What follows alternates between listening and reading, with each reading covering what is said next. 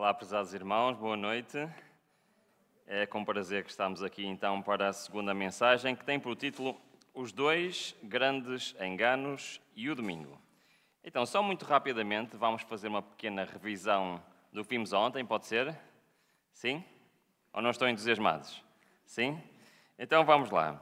Nós ontem fizemos um estudo bíblico e nós vimos que pela Bíblia a Sagrada Escritura nos ensina que nos eventos finais vai haver um conflito, não é? Um conflito entre o selo de Deus, selo do Deus vivo, e a marca da besta. Nós vimos exatamente pela Bíblia o que era uma coisa, o que era a outra coisa, e também vimos que havia uma diferença entre um I e um O. Lembram-se?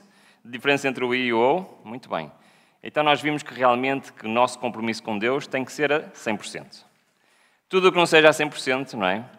Quer dizer que já não estamos do lado do Senhor.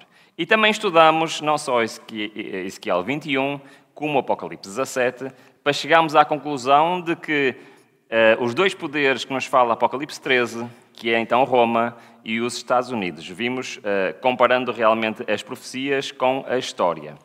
Também, não sei se recordam, vimos que só há 3 maneiras de fazermos interpretação profética, certo? A Bíblia é clara quando diz que a profecia não é de interpretação particular, ok? Então nós temos que usar outros métodos de interpretação que não o nosso. E esses métodos são a Bíblia, lembram-se? A história e o dom profético. Não há mais nenhum. Se nós não encontrarmos base num destes 3, não temos maneira de fazer interpretação profética, senão passa a ser a minha interpretação. E normalmente as nossas interpretações particulares não dão muito bom resultado. Então vamos avançar no nosso estudo Apocalipse 13. Esta semana só vamos estudar Apocalipse 13, claro que vamos ver outras partes da Bíblia, mas o objetivo é percebermos o que é que nos ensina Apocalipse 13, desde o versículo 11 até o versículo 16. Então hoje vamos ler o versículo 13 e 14, que diz: E faz grandes sinais, de maneira que até fogo faz descer do céu à terra à vista dos homens. E engana os que habitam na terra com sinais que lhe foi permitido que fizesse em presença da besta, dizendo aos que habitam na terra que fizesse uma imagem à besta, que recebera a ferida da espada e vivia. Ou seja, aqui em Apocalipse 13 nós temos 2 bestas, ou seja, 2 animais. Um que está do versículo 1 até o versículo 10, que está aqui a ser referido no passado, e depois temos do versículo 11 ao versículo 18, que nos fala do segundo animal. Um saiu do mar, outro saiu da terra. E estes são os 2 poderes principais que Satanás vai usar no tempo do fim para conseguir seguir em frente, digamos assim, com a sua agenda. Mas aqui o que o texto nos está a dizer é que o segundo animal, a segunda besta, a que saiu da terra, vai fazer o quê? Vai imitar, fazer uma imagem. É fazer algo que é diferente, semelhante, parecido. Vai imitar aquilo que o primeiro animal fez no passado. Ou seja, o que Roma fez no passado, os Estados Unidos vão fazer semelhante no futuro. Certo? É o que este texto nos está a dizer. É certo que há algumas diferenças, nós já vamos ver, mas eu tenho uma proposta para vocês, então. Qual é a minha proposta? Nós vamos olhar um pouco para o passado, ver se no passado houve algo relacionado com isto, e depois vamos tentar tirar conclusões se elas se encaixam para o futuro, pode ser? Acham uma boa ideia? Sim? Então vamos lá. Se a Bíblia diz que os Estados Unidos vão imitar Roma, vamos ver o que aconteceu em Roma. E será que aconteceu algo semelhante a isto em Roma? Não sei se conhecem este senhor aqui. Este senhor foi um imperador muito importante na história do Império Romano. E no seu lado esquerdo nós temos uma plaquinha. Está bem? Esta plaquinha está em Milão, a cerca de uns 700, 800 metros de distância da Praça Central de Milão. Não sei se conhecem Milão, tem uma catedral lindíssima. E a uns 700, 800 metros pela rua fora, tem lá uma pequenina capela, okay? Uma pequenina igreja, a igreja de San Giorgio al Pazzo. Okay? E dentro desta capela tem esta placazinha ali. Esta placa é uma placa que comemora o Édito de Milão. Não sei se já aqui alguém ouviu falar do Edito de Milão. Foi um edito assinado no ano 313 depois de Cristo. Precisamente por Constantino e Licínio, que à altura eram os dois imperadores. Nesta altura havia dois imperadores, um tinha um território, outro tinha outro, do Império Romano. Não sei se sabem, mas houve várias alturas em que o Império Romano teve mais do que um imperador. E havia dois imperadores nesta altura. E o que é que aconteceu entre o ano 303 e o ano 313? Alguém sabe? Não? No ano 303 ao ano 313 foi a maior perseguição aos cristãos da história do Império Romano. Aliás, essa perseguição foi tão grande que está profetizada na Bíblia. Logo nos primeiros capítulos do Apocalipse fala de um período de perseguição de 10 dias. E esse período aconteceu. 10 dias em profecia é quanto tempo? 10 anos. E sabem que o Império Romano, na realidade, eles não perseguiam ativamente os cristãos. Ok? A perseguição dos cristãos começou no ano 60 por Nero, o imperador Nero, mas essa perseguição não era ativa, ou seja, o Império Romano, os dirigentes romanos não estavam ativamente atrás dos cristãos, mas os cristãos tinham que ser denunciados. Ok? Por isso, se alguém denunciasse um cristão, então eles tinham que ir buscar esse cristão e tinham que fazer um teste. Havia um teste que eles faziam aos cristãos, sabiam? Então, qual era o teste? Eles chamavam o cristão vinha perante o líder da província correspondente e era-lhe proposto duas coisas. Primeiro, ele tinha que blasfemar do nome de Jesus Cristo, ok? E tinha que fazer um sacrifício aos deuses pagãos. Este era o teste. Se a pessoa acusada de cristianismo fizesse estas duas coisas, podia ir embora em liberdade. Se recusasse, ele era morto. Ok? Era assim que acontecia. Por isso, não havia uma perseguição ativa. Eles tinham que ser denunciados. Houve, ao longo da história, dos primeiros 3 séculos, algumas províncias que tiveram perseguições mais intensas. Mas, pela primeira vez, do ano 303 ao ano 313, houve uma perseguição universal em todo o Império Romano. Durante estes 10 anos morreram mais cristãos do que muitas décadas, muitos séculos de perseguição anteriores. Até aqui, estamos todos ok? Sim? Muito bem. Então, Constantino chegou ao poder e ele teve uma ideia. Vamos dar liberdade religiosa. Ele foi ter com Licínio e disse ao Licínio, Licínio, tenho uma proposta para ti. Nós andamos aqui a perseguir os cristãos, a matar os cristãos, mas eles são bons cidadãos. E eles cumprem com as leis, e eles não se metem em problemas, são bons cidadãos. Então eu tenho uma proposta. Vamos fazer um decreto dando liberdade religiosa para cada cidadão do Império Romano adorar o Deus que quiser. Parece-vos uma boa ideia ou uma má ideia? Não sabem. Liberdade religiosa é uma boa ideia ou uma má ideia? É uma boa ideia, exatamente. Então, surpreendentemente, o Licínio aceitou. Então assinaram um decreto, e é este decreto, 313, Decreto de Milão. Isto é muito interessante. Porquê? Nós não sabemos 100% quais as motivações de Constantino, mas ele acabou por dizer que era cristão. Aliás, eu acho que a maior motivação de Constantino era o facto da mãe dele ser cristã. A Helena, a mãe de Constantino, era cristã. Agora, estão a imaginar o Constantino ter perseguir os cristãos, sendo que a mãe dele era cristã? Era assim um bocadinho estranho, não é? Mas o que é certo é que houve esta lei de liberdade religiosa. Mas, antes desta lei, ele tinha o seu Deus. Reparem, isto é um livro de história, vamos ler aqui um bocadinho o livro de história. Constantino passou a colocar sob a proteção da divindade padroeira dos imperadores soldados do século anterior, chamado... Qual era o Deus que ele adorava, antes de ele se professar cristão? Deus Sol Invicto. Constantino acabou, no entanto, por entrar na história como o primeiro imperador romano a professar o cristianismo. A professar é uma boa palavra, Porque existe uma disputa, uma contenda entre os historiadores se ele realmente alguma vez se tornou um cristão verdadeiro. Mas qual era o Deus então que ele professava antes? Deus, Sol Invictus. Em que dia é que vocês acham que se venerava este Deus? No dia do Sol, certo? Ok, foi este homem que adorava o dia do Sol que propôs, no ano 313, então, a tolerância religiosa, a liberdade de culto para os cristãos foi alargada a todo o território romano. Só que vamos tentar pensar e colocar-nos na pele de um cristão no quarto século, no início do quarto século. Nós temos um histórico de perseguição. Durante quase 3 séculos, dizer eu sou cristão equivaleria a sermos condenados à morte. Viviam na obscuridade, escondidos, viviam com medo, mas muitos deles eram fiéis ao Senhor. É certo que, quando surgiu esta lei, o que é que vocês acham que aconteceu ao mundo cristão?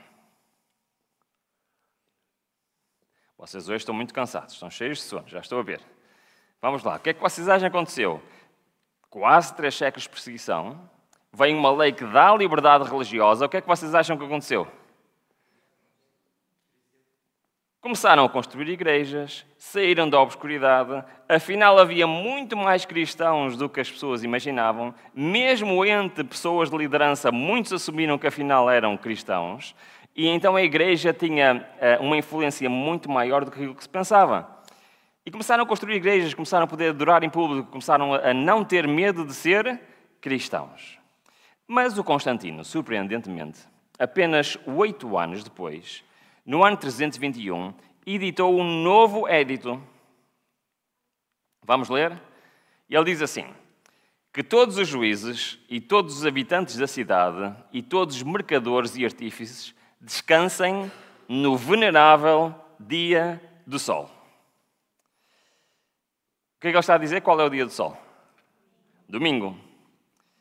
Então, 8 anos depois da lei de liberdade religiosa, o mesmo imperador diz, então, que vamos parar o mundo em que dia? No domingo. Esta é a primeira lei dominical da história. Mas isto é muito interessante, sabem porquê? Porque além dele dizer que o mundo deve de parar no domingo, ele diz que esse dia é o que é? Venerável. O que é que quer dizer venerável? É interessante, não é? A conotação que ele dá a esse dia. Agora vamos fazer um exercício. Vamos pensar juntos.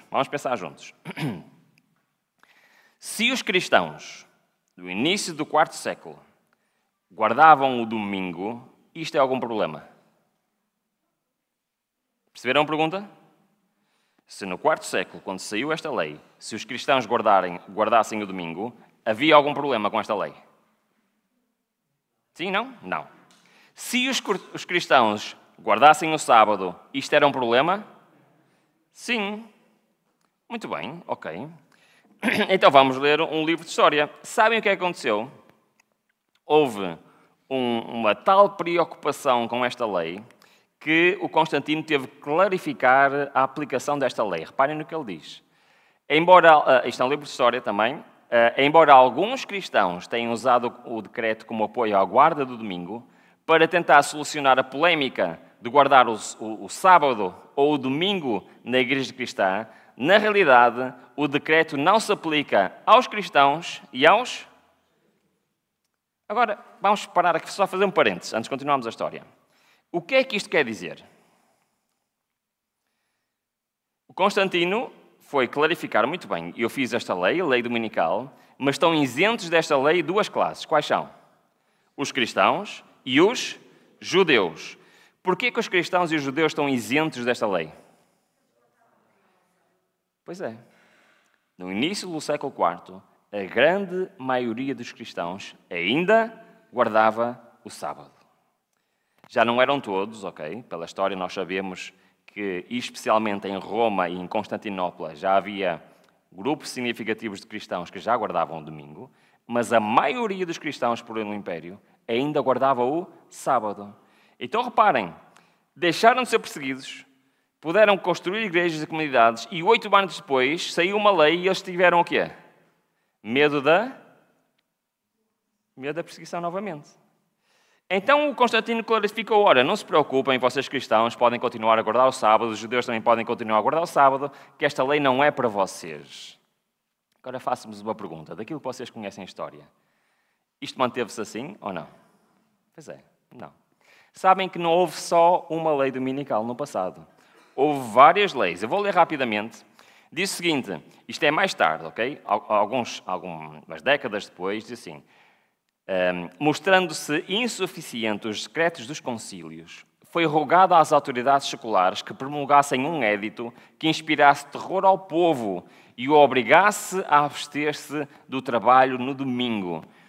Ou seja, a Igreja lentamente foi aceitando esta lei e depois começou-se a haver uma fusão entre a Igreja e o poder civil para perseguir quem?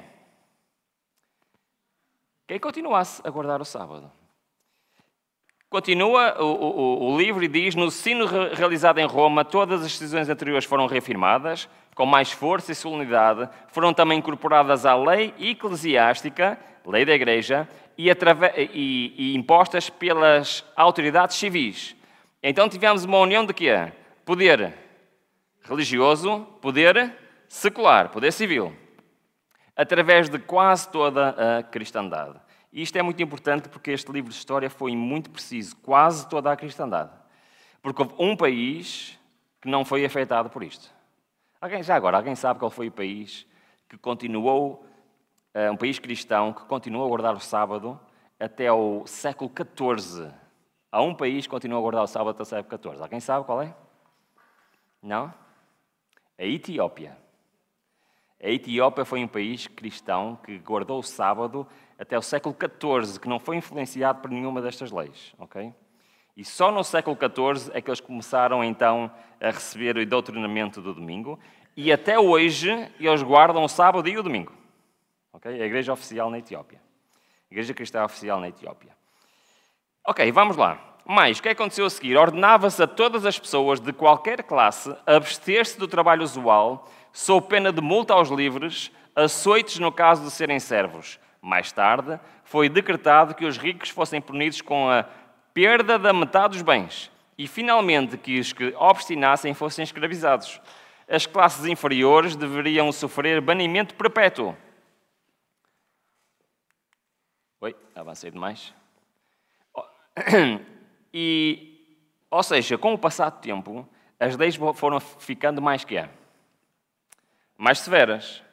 E qual acham que foi a consequência final desta lei dominical? Eu queria apresentar-vos um documento, que é um documento que se encontra na Torre Tombo, em Lisboa. Sabem o que é a Torre Tombo, sim? É onde se guarda os documentos históricos. E eu andava a fazer a pesquisa sobre a Inquisição Portuguesa, que é um tema que eu gosto de pesquisar, e encontrei um livro que tem vários registros da Torre Tombo, com autos do Tribunal da Inquisição Portuguesa. Sabem que a Inquisição era um tribunal, certo? Então tudo tinha que ficar documentado e tinha que ficar escrito qual era o motivo pelo qual a pessoa era condenada à morte, ok? E eu vou dar um exemplo, podia dar muitos. Vou dar-vos um exemplo. Diz o seguinte, está neste livro e é o processo inquisitorial contra Gil Vaz Bugalho. O Gil Vaz Bugalho não era um cidadão português qualquer, ele era um juiz desembargador, era uma pessoa importante na sociedade. Mas ele foi para o Tribunal da Inquisição. Ele era um cristão velho, acusado de práticas judiciantes pela Inquisição Portuguesa. Agora vou fazer uma pergunta difícil, pode ser? Ou não? Pode ser? O que é um judeu... Desculpem. O que é um cristão velho? Alguém sabe? No século XVI existiam cristãos velhos e existiam cristãos novos. Exatamente. Os cristãos novos eram os judeus que foram obrigados a serem convertidos ao cristianismo. Um cristão velho era o quê? Era um cidadão português, normal, ok? Não era de origem judaica. Era um cristão português de origem católica. Então o texto está a referir o facto de que ele, apesar de não ter origem judaica, estava a fazer coisas que não devia fazer. O que é que ele estava a fazer? Acusado de práticas judaizantes. Bugalho foi acusado de observar rituais e leis judaicas. O que é especificamente? Ele é descrito como guardando o sábado de maneira semelhante aos judeus. E foi condenado à morte. Porquê?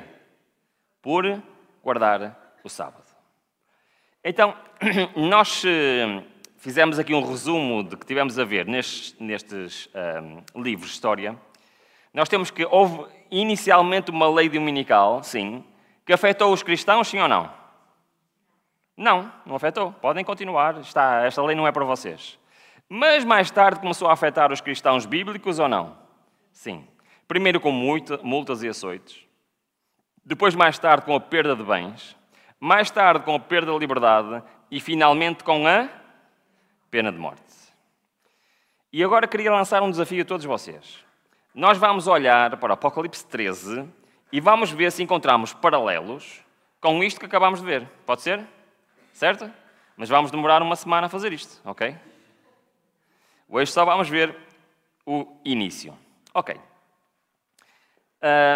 Nós vimos ontem que haverá uma lei do homem, em Apocalipse 13 nós vimos, o tal marca da besta, a lei dos homens, que se vai opor à lei de Deus, mais especificamente ao sábado. Então teremos uma lei de descanso de domingo, assim como quem é que fez a lei dominical no ano 321? Assim como Constantino, o lado civil da altura, fez uma lei de guarda dominical, no futuro, o lado civil, que será quem? Os Estados Unidos, fará uma lei dominical. E isto é o cumprimento do que se encontra escrito em Apocalipse 13, 14, que diz: uma imagem à besta que recebera a ferida da espada e vivia. Mas há algum problema a um cristão bíblico não trabalhar ao domingo? Há algum problema com isso? Então, pensem comigo.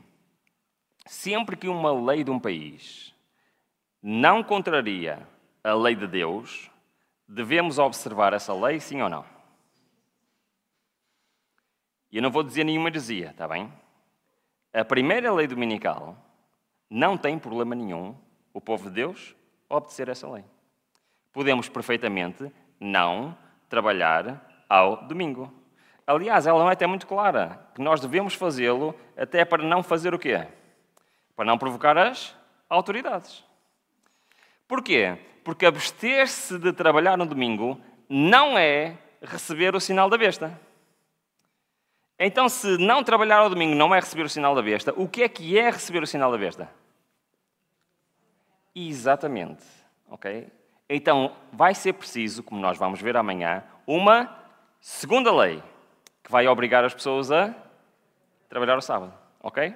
Até aqui, já percebemos? Estamos em sintonia? Muito bem. Então, vamos lá. Mas apesar desta lei não impedir o povo bíblico de obedecer à lei de Deus, ele é um sinal muito importante. Reparem no que é que diz. Não vem muito distante o tempo em que, como os antigos discípulos, seremos forçados a buscar refúgio em lugares desolados e solitários. Como o cerco de Jerusalém pelos exércitos romanos era o sinal de fuga para os cristãos judeus.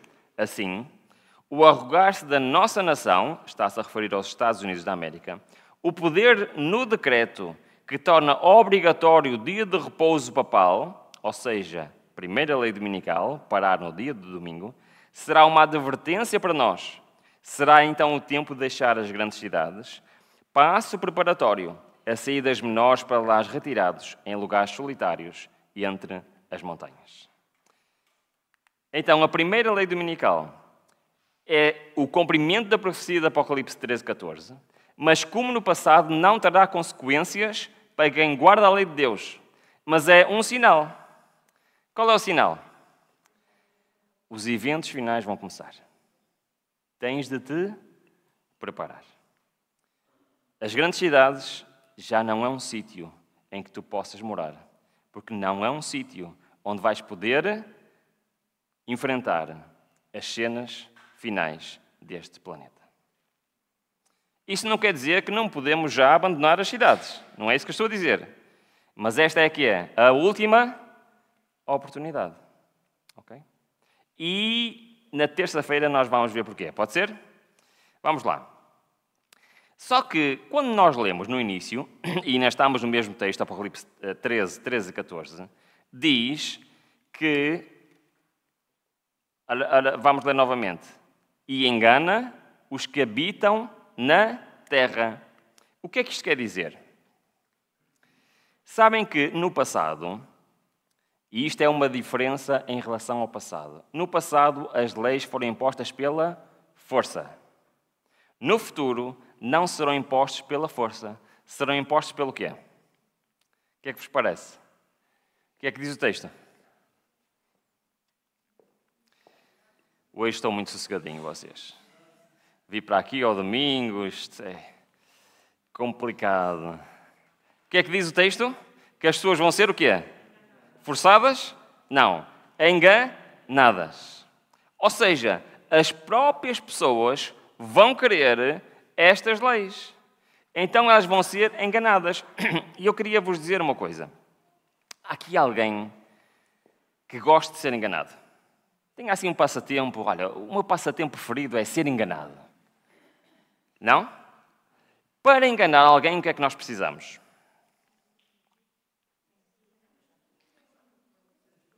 Precisamos de quê? De ter argumentos para enganar as pessoas. Certo? Ou não?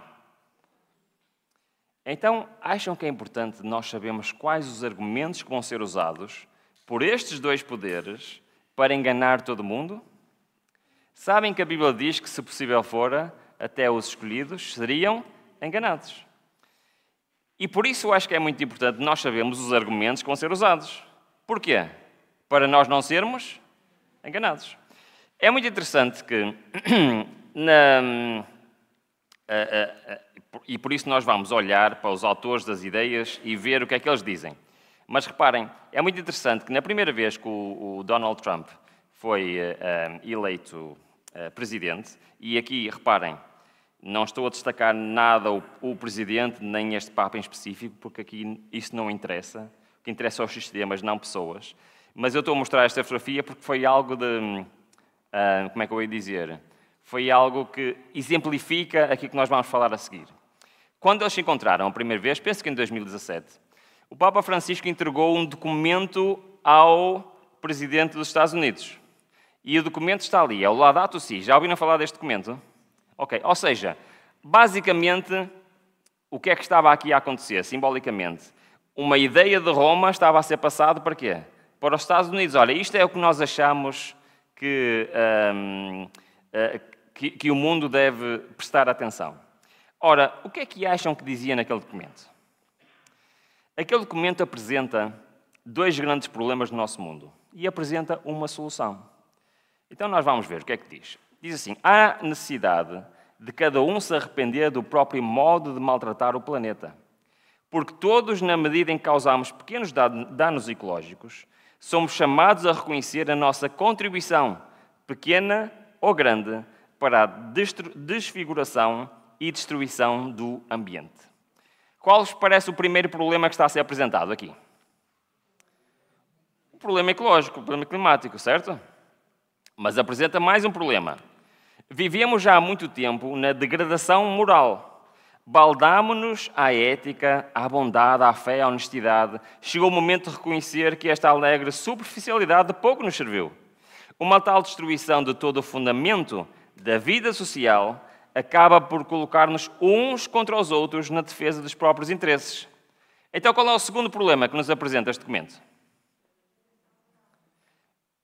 O que é que vocês acham? Acham que este mundo está com um problema de moralidade? Sim? Então, se calhar, ele até tem aqui alguma razão, certo? Então, ele apresenta dois motivos. A agenda climática e a moralidade, certo? Ok. Ele repete quando os seres humanos destroem a biodiversidade na criação de Deus, quando os seres humanos comprometem a integridade da terra e contribuem para a mudança climática, quando os seres humanos contaminam as águas, o solo, o ar, tudo isto é pecado. Porque um crime contra a natureza é um crime contra nós mesmos e um pecado contra Deus. Então o texto é muito claro. Segundo as ideias de Roma, existem dois grandes problemas neste mundo. O problema climático e o problema da moralidade. Ora, adianta nós apresentarmos problemas se nós não temos uma solução? Sabem que eu tive uma empresa durante 25 anos, ok? E sabem que, normalmente, quando há um problema, vêm a falar com quem? Com o patrão, certo? Com o chefe. E o que é que eu muitas vezes dizia quando me apresentava um problema? O que é que vocês acham que eu perguntava? Qual é a solução? Não adianta eu trazer um problema, eu já tenho que ter o quê? Uma solução. E é isso mesmo que este documento apresenta. Olha, reparem bem. E está bem traduzido, não se preocupem. Olha, reparem o que diz. Esta responsabilidade, portanto, de uma terra que é de Deus, implica que o ser humano, dotado de inteligência, respeita as leis da natureza. Nesta linha, o descanso do sétimo dia não é proposto só para o ser humano, mas para descansem o teu boi e o teu jumento. Assim nos damos conta de que a Bíblia não dá lugar a um antropocentrismo despótico que se desinteressa das outras criaturas. É impressão minha ou aquele documento está a dizer que a solução é o descanso ao sétimo dia? Bom, vamos continuar a ler, para termos a certeza. A tradição bíblica estabelece claramente que esta reabilitação implica a redescoberta e o respeito dos ritmos inscritos na natureza pela mão do Criador. Pergunta para vocês, antes de continuarmos a ler. Acreditam que Deus colocou ritmos na natureza? Sim? Até é interessante o que ele está a dizer. Isto está patente, por exemplo, na lei do Shabat. No sétimo dia, Deus descansou de todas as suas obras. Deus ordenou a Israel que cada sétimo dia deveria ser celebrado como um dia de descanso, um Shabat.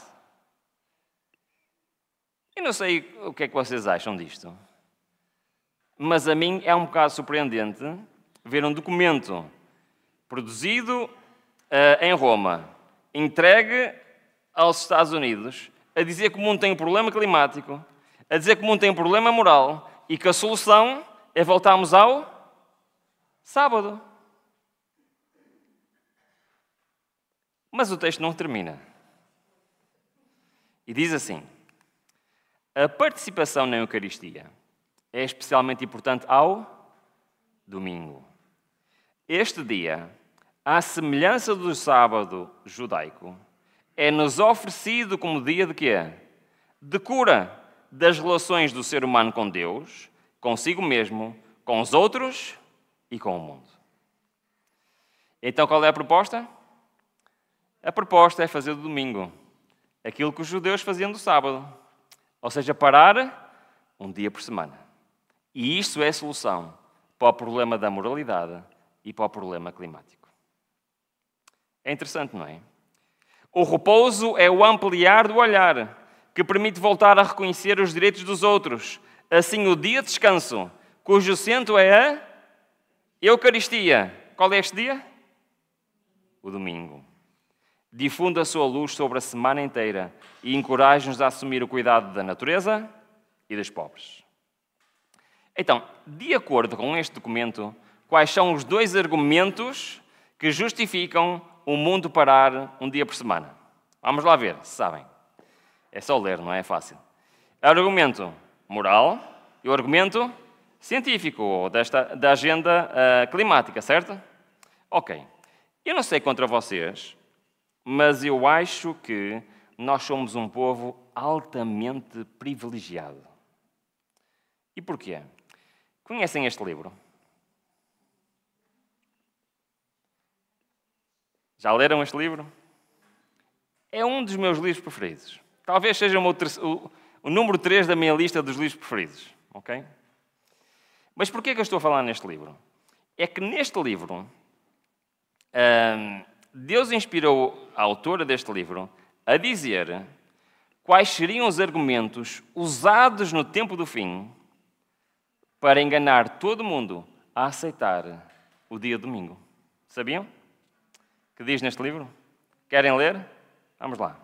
Diz o seguinte: esta mesma classe apresenta a alegação de que a corrupção que rapidamente se alastra é atribuível em grande parte à profanação do descanso dominical e que a imposição da observância do domingo melhoraria o quê? A moral da sociedade. Incrível, não é? Insiste nisto, especialmente na América do Norte, onde a doutrina do verdadeiro sábado tem sido mais amplamente pregada.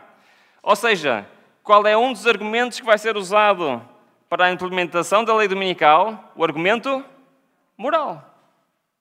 Não é exatamente isto que nós lemos naquele documento? É, exatamente. Bom, mas ela continua, não termina. Isto foi na página 587, agora na página 572. Nesta geração, muitos há cujos olhos se tornam ofuscados pelo resplendor das especulações humanas, da falsamente chamada ciência. Não percebem a rede e nela caem tão facilmente como se estivessem de olhos vendados. Os homens exaltam as suas próprias teorias acima da palavra de Deus. Pode então a inteligência causar maior dano do que a ignorância. Assim, a falsa ciência da atualidade, que mina a fé nas Escrituras, mostrar-se-á tão bem-sucedida no preparar o caminho para a aceitação do papado com o seu formalismo aprazível, como fez a detenção do saber ao abrir o caminho para o seu engrandecimento na Idade Média.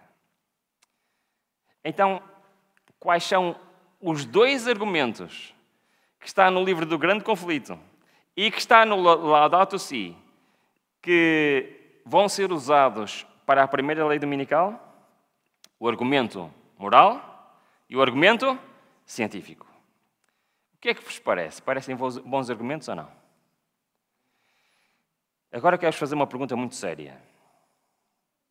Quando vocês ligam a vossa televisão, os vossos telemóveis, o vosso computador, vocês ouvem estes argumentos? Vocês veem constantemente perante os vossos olhos notícias de falta de moralidade neste mundo? Da agenda climática? Sim ou não? E isto, sabem o que é que isto quer dizer, irmãos? Que isto já não é uma profecia. Isto já está a acontecer hoje, diante dos nossos olhos. Será que nós não estamos a perceber? Os argumentos que Deus inspirou Ellen White a escrever há 150 anos atrás, os argumentos que estão a ser preparados e que nós sabemos qual é o resultado destes argumentos, eles já não estão no futuro, eles estão no presente. E quando nós chegamos ao final desta semana, decorem isto que eu vou dizer, nós vamos perceber que tudo está pronto. Então, esta é a primeira lei dominical. Descanso ao domingo. Está em Apocalipse 13, 14. Não terá consequências imediatas para o povo de Deus, mas será um sinal que os eventos finais vão começar. E os argumentos que serão usados serão o argumento moral e o argumento científico.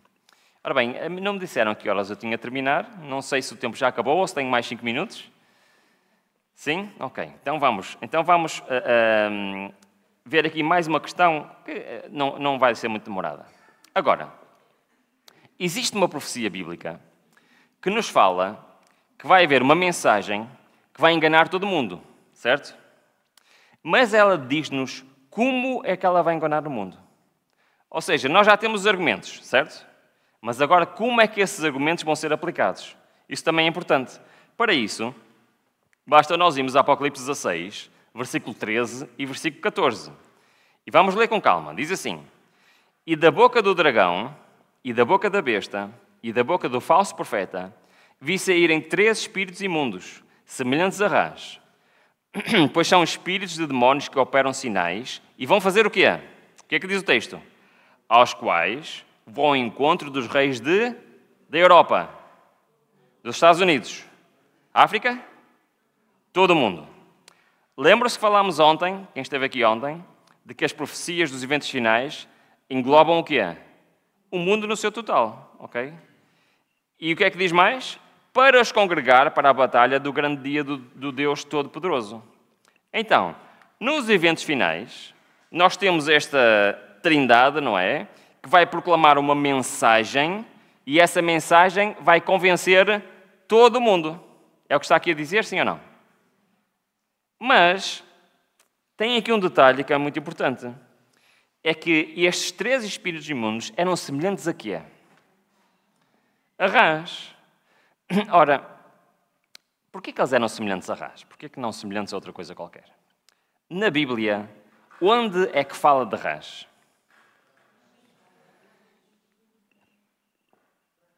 Pragas, certo? Pragas do Egito.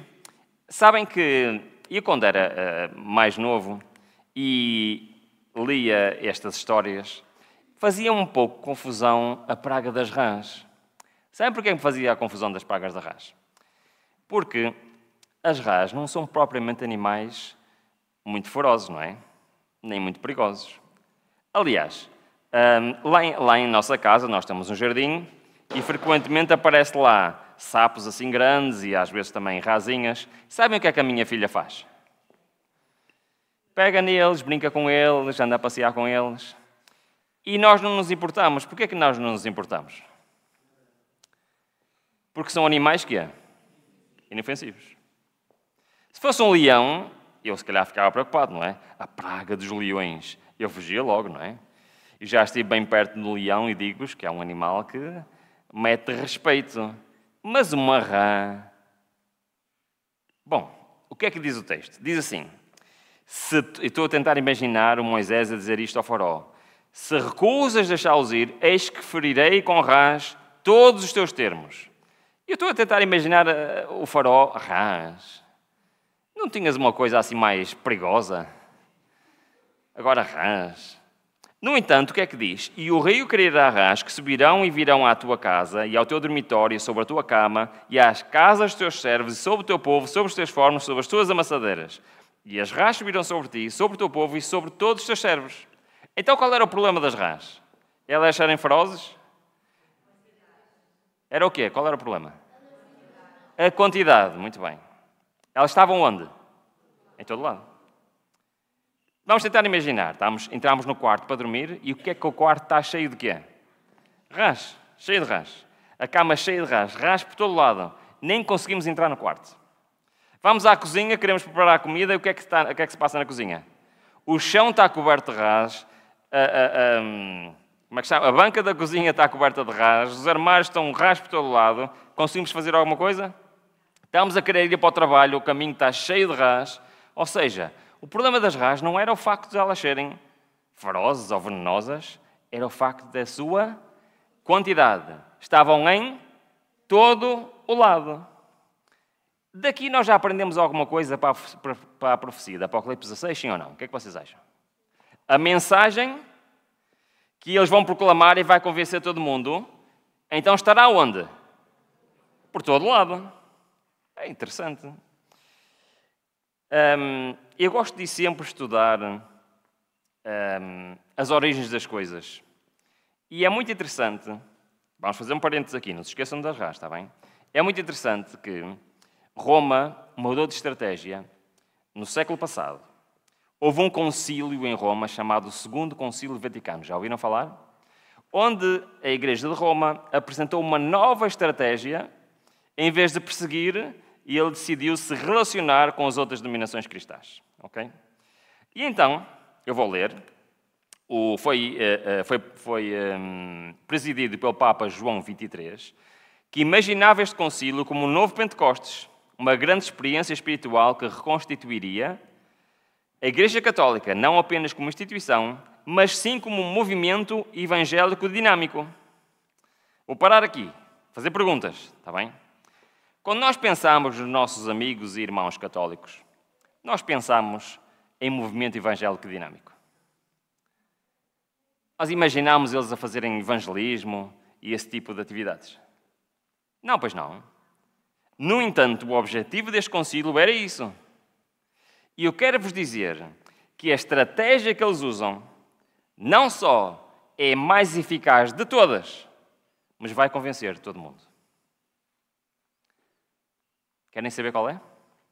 E eles dizem, é muito simples, eles dizem: neste decreto, promulgado em 1963, o decreto Inter-Mirifica, pronuncia-se sobre os meios de comunicação de massa, sem julgá-los de forma moralista, mas solicitando-se a se tornarem o quê? Admiráveis dons de Deus. Então o que é que eles disseram? A partir de 1963, nós não vamos forçar ninguém a aceitar as nossas ideias, mas vamos usar o quê para chegar às pessoas? A comunicação social. Basicamente foi isto que eles disseram, certo? Ruben, mas como é que é isso? Como é que a comunicação social, como é que isso funciona? Bom, vamos ler. O livro de educação diz o seguinte: a imensa maré de material impresso a derramar-se constantemente do prelo, velhos e jovens, formam o hábito de leitura apressada e superficial. E a mente perde a sua capacidade de um pensamento contínuo e vigoroso. Isto é cada vez mais uma realidade, irmãos. Cada vez nós estamos a perder a nossa capacidade de pensar por nós próprios. E quando nós não pensamos por nós próprios, somos facilmente o quê? Influenciados e enganados. Agora repara, o que é que ela diz? Ademais, uma participação abundante das revistas e livros, que era a comunicação social da sua época, o que é que diz? Que à semelhança das rãs do Egito, se estão espalhando por onde? Por toda a terra. Não é meramente coisa banal, ociosa e enervante, mas impura e degradante. Seu efeito não consiste simplesmente em envenenar e arruinar o espírito, mas também a quê? Corromper e destruir a alma. Então, as rãs do Egito são o quê? Os meios de comunicação social. Exatamente aquilo que estava no decreto do Inter-Mirifica em 1963, o que é que nós vamos usar? Os meios de comunicação social. E o que é que diz a profecia de Apocalipse 16? Que a mensagem vai ser espalhada por espíritos imundos semelhantes a quê? Esta profecia está-nos a dizer o quê?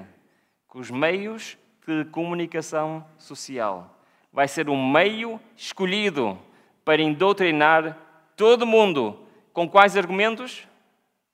Científico e moral. Vou fazer novamente uma pergunta. Esta profecia já não é uma profecia.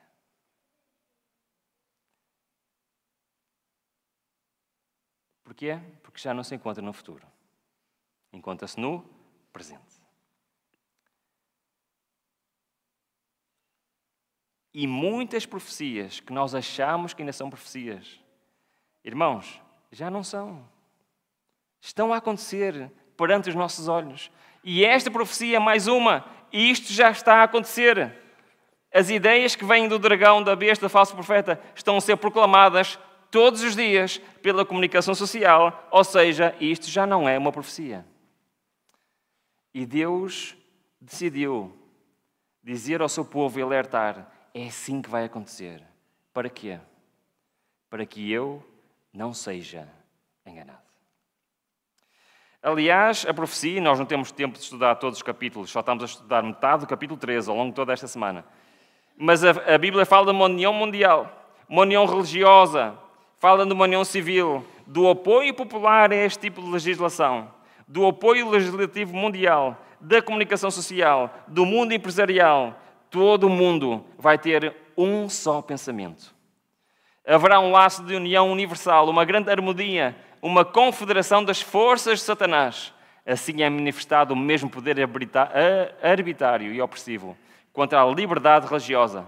Liberdade de adorar a Deus segundo os ditames da consciência que foi manifestado no passado pelo papado. Quando no passado ele perseguiu os que ousaram recusar conformar-se com os ritos e cerimónias religiosas do catolicismo. Na homenagem ao papado, os Estados Unidos não estarão sozinhos. A influência de Roma nos países que uma vez reconheceram o seu domínio ainda está longe de ser destruída. No último conflito, o sábado será o ponto especial de controvérsia por toda a cristandade. dominadores seculares e dirigentes religiosos unir-se-ão para impor a observância do domingo. Alegar-se-á que os poucos que se levantam em oposição a uma instituição da Igreja e a uma lei do país não devem ser tolerados. O catolicismo no Velho Mundo e o protestantismo apostatado de novo adotarão um procedimento análogo para com os que honram os preceitos divinos. E será desta forma que irá acontecer. Eu queria terminar a mensagem de hoje com um versículo no livro de Sofonias. Não sei se têm aí à mão a vossa Bíblia, mas se puderem abrir no livro de Sofonias, tem aqui um texto muito interessante. Sofonias, no capítulo 2, e tem uma profecia que nos fala do tempo do fim, do povo do tempo do fim. E esta profecia é uma profecia muito interessante, porque ela é para nós hoje. E reparem bem no que diz. Diz o seguinte: concentra-te, examina-te, ó nação que não tens pudor, antes que saia o decreto. Pois o dia se vai como palha, antes que venha sobre ti o furor da ira do Senhor, sim, antes que venha o furor sobre ti, o dia da ira do Senhor. Não sei se os irmãos se lembram, nós ontem falámos que existe vento, ou seja, ira de Deus pendente sobre esta terra, sim ou não? Lembram-se? E que esses ventos estão a ser segurados, até que algo que aconteça relacionado com o quê? Com o selo do Deus vivo, ou seja, com a lei de Deus. Foi o que vimos ontem, certo? E este texto está-nos a dizer o quê? Que o povo de Deus, quando vir essas coisas acontecer, então tem tempo para se preparar. É isso que diz este texto? Não é, pois não. Este texto diz assim: ó nação, ó povo de Deus, prepara-te antes que saia o decreto. Isto é uma mensagem para nós hoje. Porquê? Porque, a meu ver, o mundo está pronto para os eventos finais. Mas nós não. A meu ver, o mundo está-se a preparar, mas eu estou a descansar. Estou a dormir. E eu não estou a entender aquilo que se passa à nossa volta. E toda esta semana vai ser com este propósito. Nós vemos aquilo que se passa à nossa volta. E a pergunta é: será que eu estou pronto? Ou melhor, será que eu me estou a preparar? Porque o texto é claro. O que é que diz em Sofonias? Já estou a andar para outro PowerPoint, não é? O que é que diz em Sofonias? Povo de Deus, prepara-te. Hoje é o dia desta preparação. Nós temos que começar a levar a nossa escatologia, ou seja, a nossa visão dos eventos finais, a sério. Nós temos que começar a levar o nosso relacionamento com Deus mais a sério. Porque eu garanto, se nós não levarmos a sério a nossa relação com Deus, eu falo por mim, eu não vou estar pronto. E ontem nós vimos que as árvores vão permanecer firmes até o fim, porque as árvores são o povo que confia no Senhor. Confiar no Senhor não é saber que as coisas vão acontecer. Confiar no Senhor é hoje eu aprender a depender completamente do Senhor. Porque se eu não me preparo hoje, se eu não aprendo hoje a depender de Deus, não será quando as coisas começarem a acontecer que eu vou ter tempo ou vou ter vontade de aprender a confiar no Senhor. Hoje é o dia. Hoje é o dia de nós pensarmos bem o que é que nós estamos a fazer neste mundo. E será que eu estou a preparar-me para aquilo que já está a acontecer neste mundo? Amanhã nós vamos continuar a história. Vamos ver que a seguir esta lei virá uma nova lei. E que essa nova lei precisa de um novo argumento. E é muito importante. Nós sabemos todos os argumentos, tudo o que vai acontecer. Pois a Bíblia é muito clara. Só os escolhidos não vão ser enganados. Que o Senhor nos abençoe. Até amanhã.